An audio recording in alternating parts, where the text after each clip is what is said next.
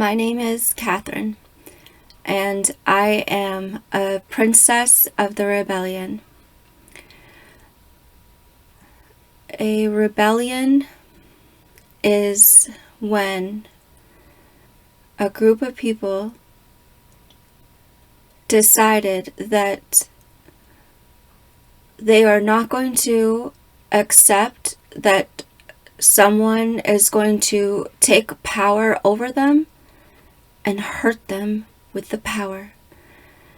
And this is a big problem in our world now, where people are taking power and hurting people. And because of that, the rebellion is the light side of the life force in the world. It is the side of good. The rebellion is the side of good, where you say that those evildoers who seek to take away the life and the freedom and goodness from people, and where you say that we will fight this evil and we will send it out. And everyone should know that there's a way that the world works. The world works with chemistry. And there's a way that the world doesn't work.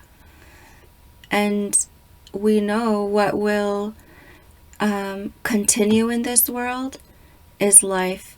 And what doesn't continue in this world is death. It cannot. So if you choose the path of death and destruction and everything and that goes along with it, such as pain, you're going against the way of this world, and you don't belong here. And there is a great need. I wish that I was not confronted with the time that we are now, but I feel that my body sensed it oncoming in so many ways, that the world had become more and more oppressive and corrupted, until eventually something reared its head from those shadows and started attacking. So I think at this time people are ready to understand that there is a great war coming, and truly I hope that it never gets the chance.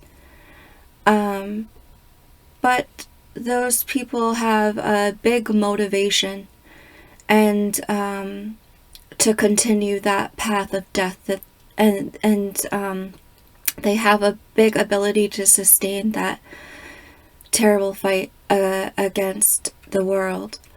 So we can only hope that there is still good in higher places.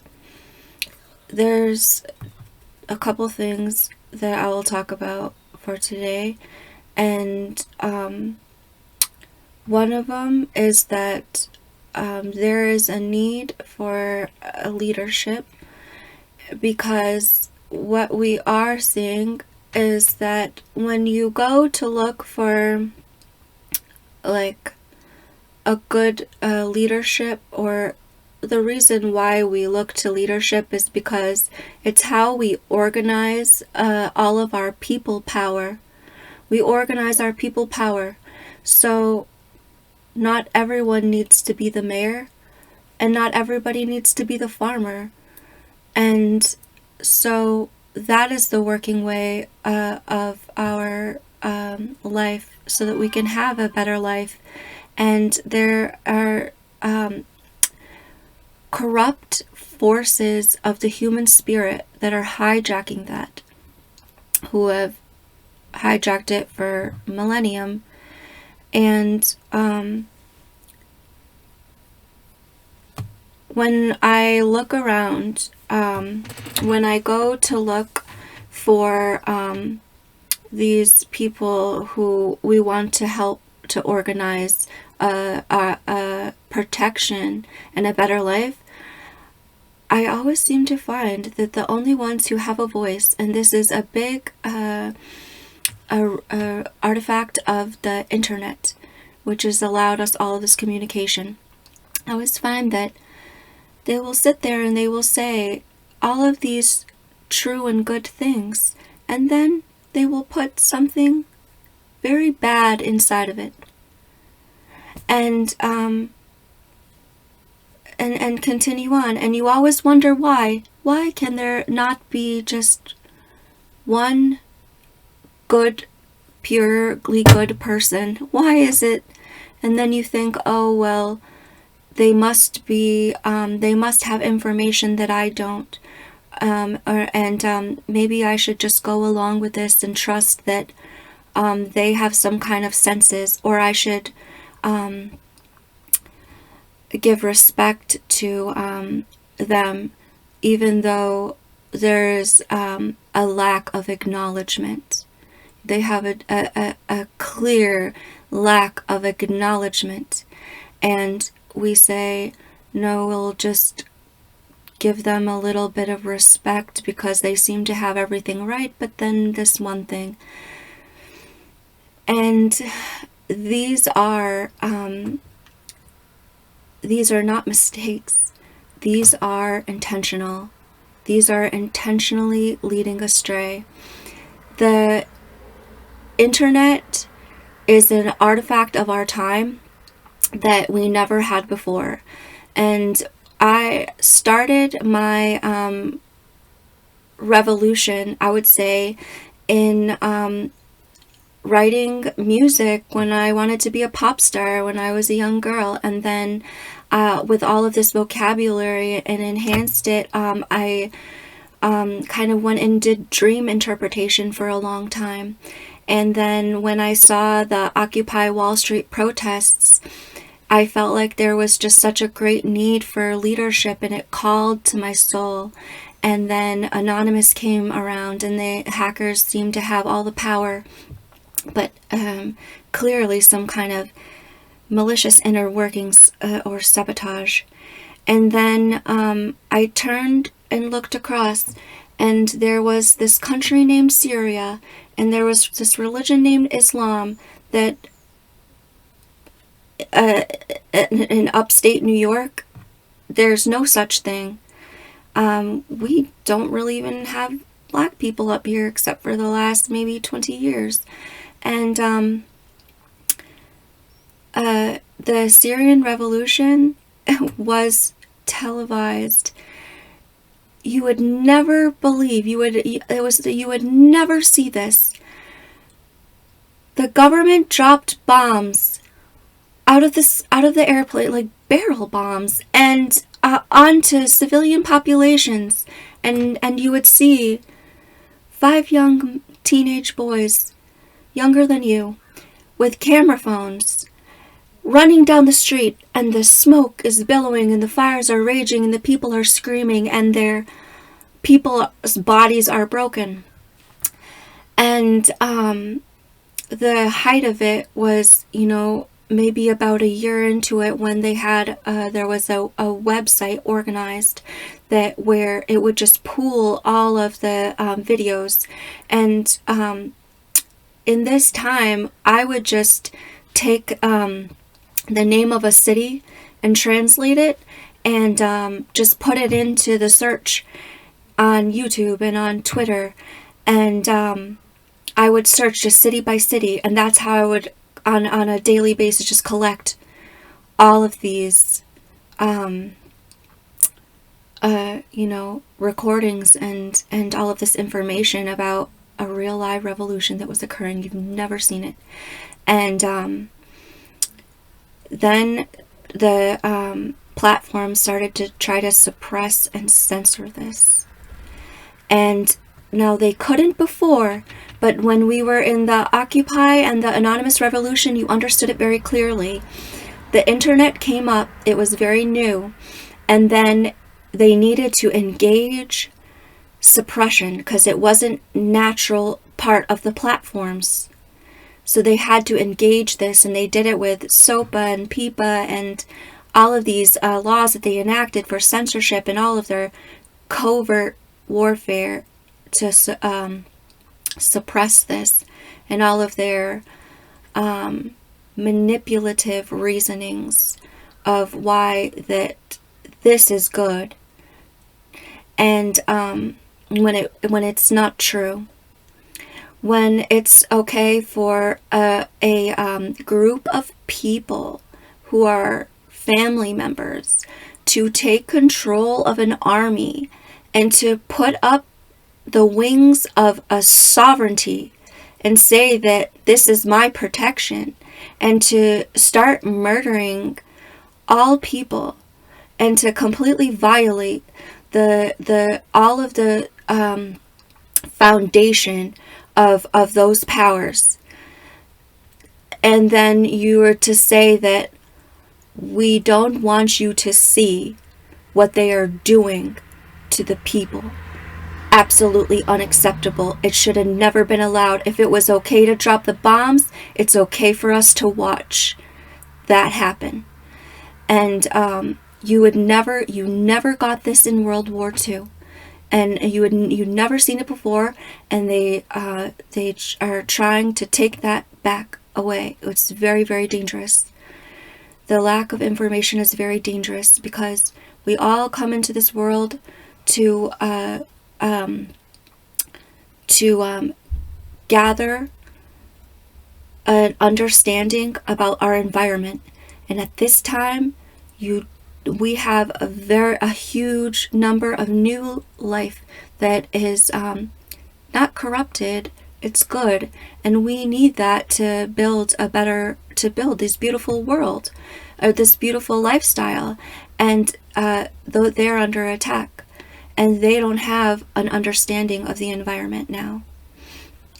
There is another important thing that I would like to talk about, and that is your ability to fight. Because the ability to fight, it's not natural. But when you go against the working of the world, it puts you at war with it. Exactly like they say in the religions that the devil is at war with this world. And it's true. And that is because it works in a way, and they're trying to go against the way it works. And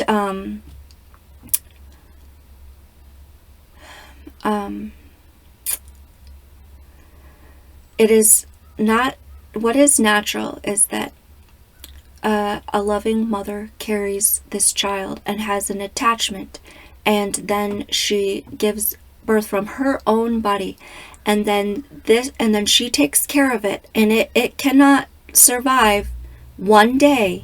It cannot survive many days. Absolutely not.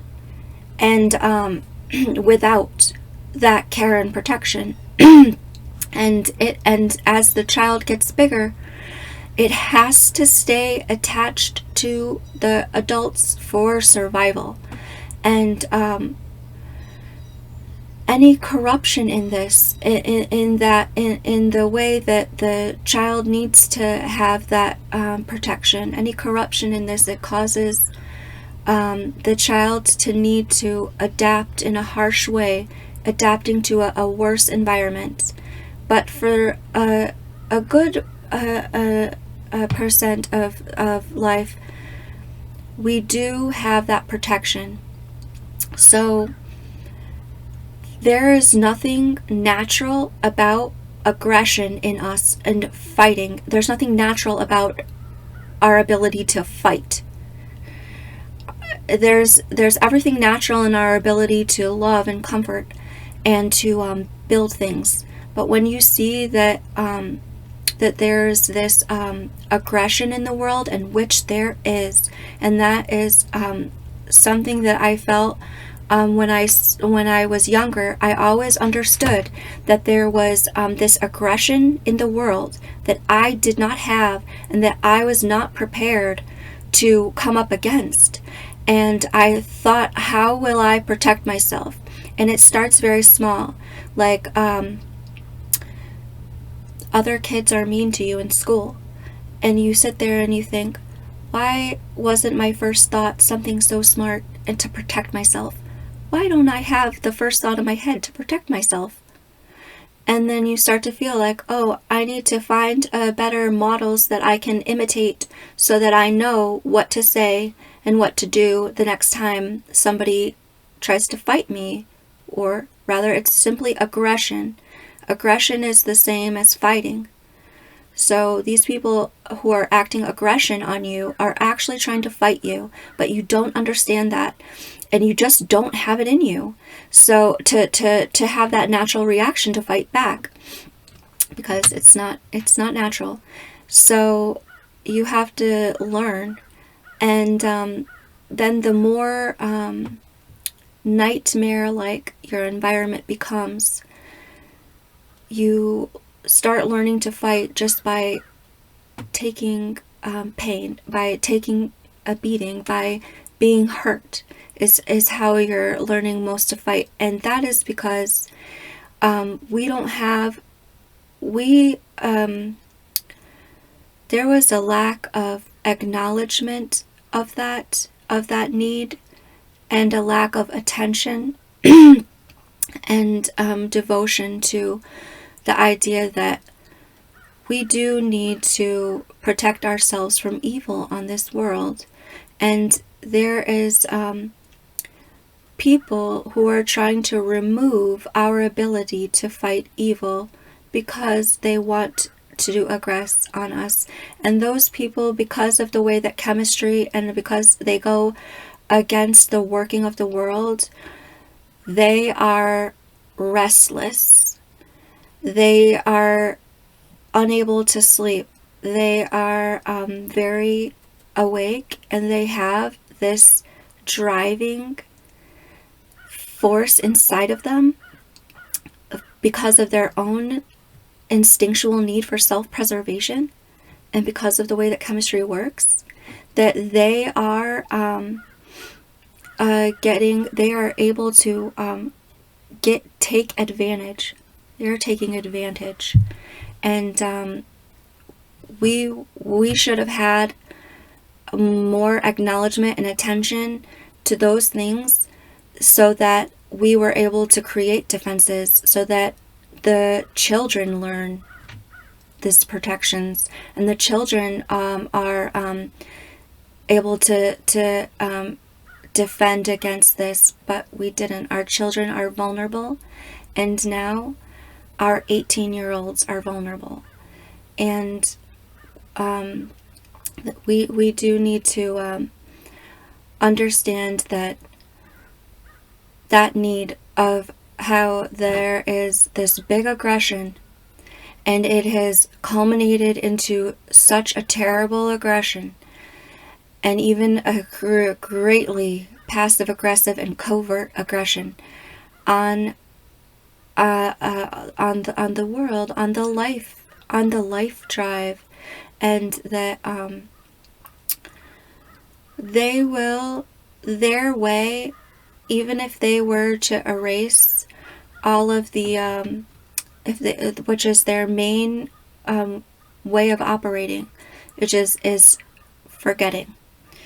They want to erase the memory of the bad and just carry on as if it's not there, but it is there. It's deeply embedded in it's deeply embedded in all of life, and it carries on with or without acknowledgement.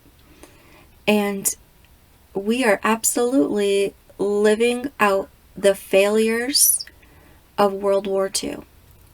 In every way that the humanity failed in World War II, when we watched all of this happen, and then in the end we said, okay, well, we want this, this, and this, and we failed to see it through and to continue to defend it.